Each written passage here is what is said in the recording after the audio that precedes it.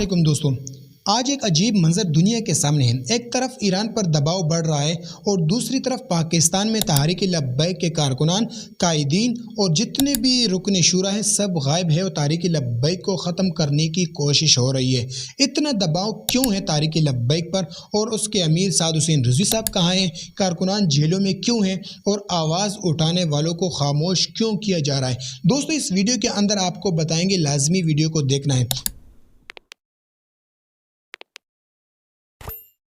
क्या वाकई ऐसा वक्त आ गया है कि जो भी मुसलमान अपने हक की बात करे उसे दबाने की कोशिश की जाए?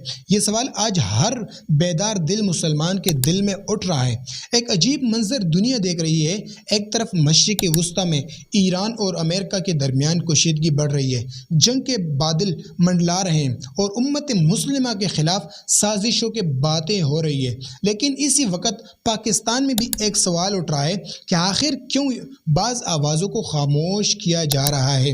क्यों वो लोग जो उम्मत के मसाइल पर बात करते हैं आज जेलों में हैं? बहुत से लोग ये सवाल पूछ रहे हैं कि क्या आलमी ताकतें नहीं चाहती कि मुसलमान मुत्तहिद होकर अपनी हक की बात करें? इसी पस मंज़र में तहरीक लब्बैक के सरबराह साद हुसैन रिजवी साहब और उनके कारकुनान गिरफ्तारियों के बावजूद वो कहाँ है, वो कहाँ गायब है, आज तक मैदान में क्यों नहीं आ रहे? कुछ हल्कों का कहना है कि आलमी सियासत और दबाव के बायस ये सूरत पैदा हुई कि ताकि पाकिस्तान में बाज़ मजहबी तहरीकें मैदान में फ़ाल न रहे।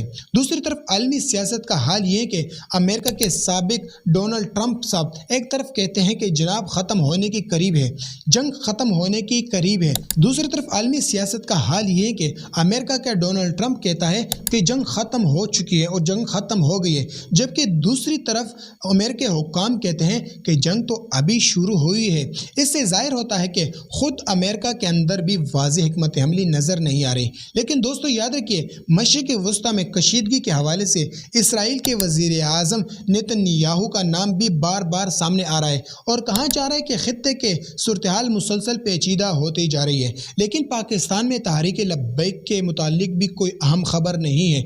इसी दौरान खलीजी ममालिक अरब के जैसे कतर के बारे में भी कहा जा रहा है कि मीडिया पर कंट्रोल बढ़ा दिया गया है ताकि असल सूरत हाल मुकम्मल तौर पर दुनिया के सामने न आ सके।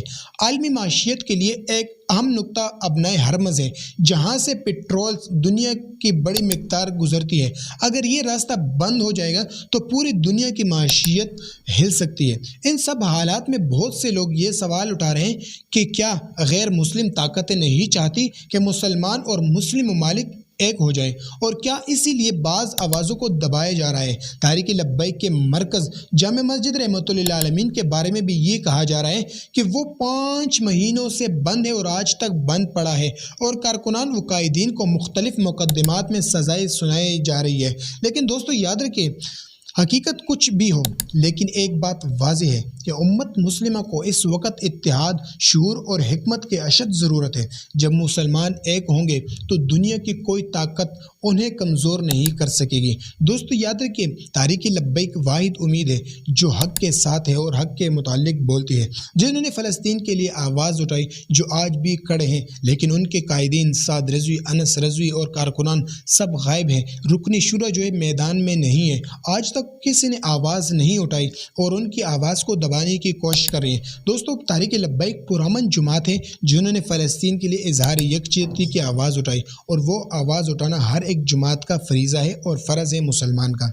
लेकिन इस वक्त तहरीक लब्बैक खामोश कराई गई है और तहरीक लब्बैक के कायदीन को गायब किया गया। दोस्तों, हमारा काम है हक़ और सच बयान करना।